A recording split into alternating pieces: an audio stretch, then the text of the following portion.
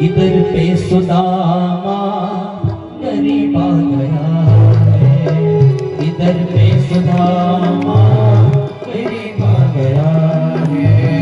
हरिद्वार पालम कन्हैया से कह दो, हरिद्वार पालम कन्हैया से कह दो, इधर पे सुदामा गरीब आ गया है, इधर पे सुदामा गरीब आ गया है।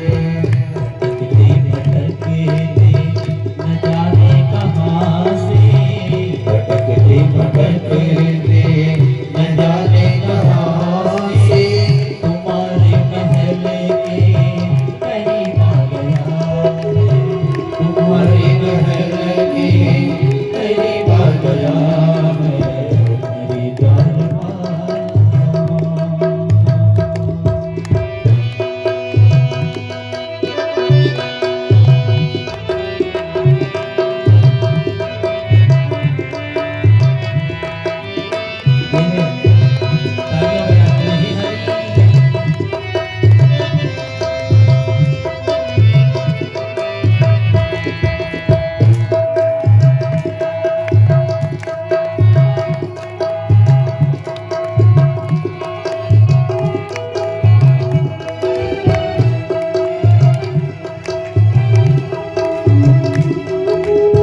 नसर पे है पगड़ी, रतन पे है जामा, नसर पे है पगड़ी, रतन पे है जामा, नसर पे है पगड़ी, रतन पे है जामा, नसर पे है पगड़ी, रतन पे है जामा।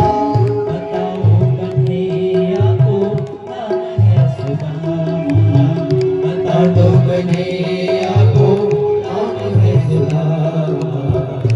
एक बार मोहन से जाकर के कह दो, एक बार मोहन से जाकर के कह दो, कि मिलने सका कर नसीब आ गया है, कि मिलने सका कर नसीब आ गया है।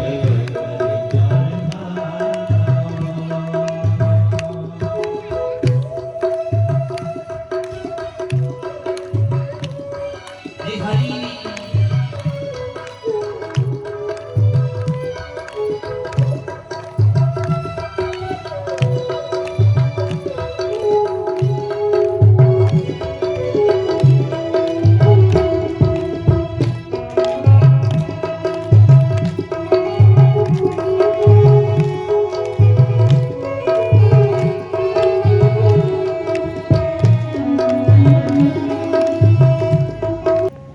जब सुदामा जी आने लगे तो भगवान ने सुदामा जी से कहा, सुदामा जी आप जैसा श्रेष्ठ ब्राह्मण मेरे घर पर आया है, आप जो है यहाँ आशीर्वाद दो मेरी पत्नी को।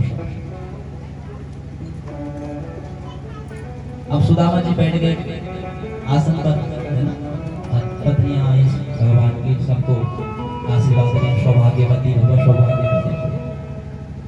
अब सुदामा जी महाराज 100-150 हुई तो सुदामा जी का हाथ थक गया, वो भी थक गया बोलते बोलते सौभाग्यवती। तो सुदामा जी ने कन्हैया से कहा इधर आ, अभी और कितनी है? भगवान बोले अभी तो बहुत है पीछे। तो सुदामा जी बोले भैया मैं तो थक जाऊंगा ऐसे में, अभी 100-150 16,108 है।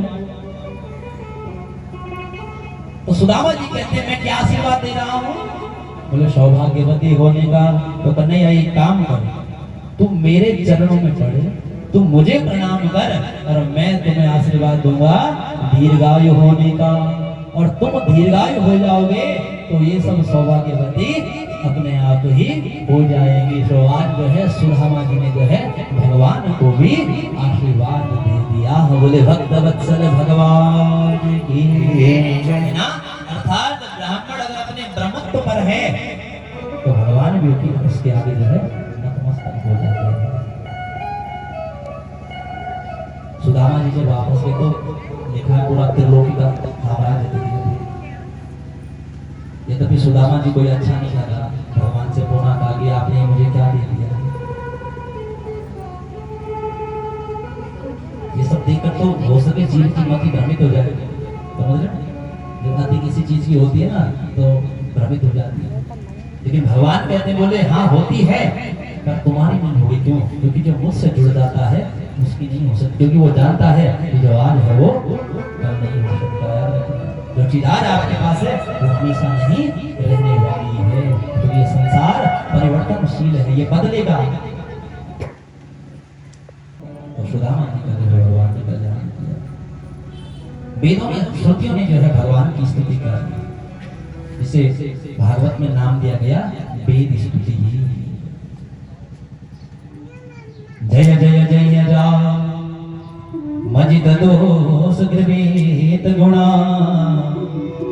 तमसि यदात्मना सकल वर्ग कामभगः अज जगदो दशा अखिल सत्वबोधकते क्वचित जयात्मना च चरतो नगरे निगमः। हे प्रभु, वेद भी आपकी स्तुति गाते हैं, हम सब जो है आपको प्रणाम करते हैं। ऐसे वेदों में जो है भगवान की जो है स्तुति गाई है। योशो प्रक्षत वेदने आदि मध्य निधने यो व्यक्ति जीवेश्वरो या सृष्टि वेद मनु प्रविश्य ऋषिणा चक्रे पुरा संस्थितः या संपदं सहजदात्य च मनुषिः सुप्तं कुलायं यतः तम कैवल्य निरस्तयो निविभयं ध्यायेत् च ध्यायेत् च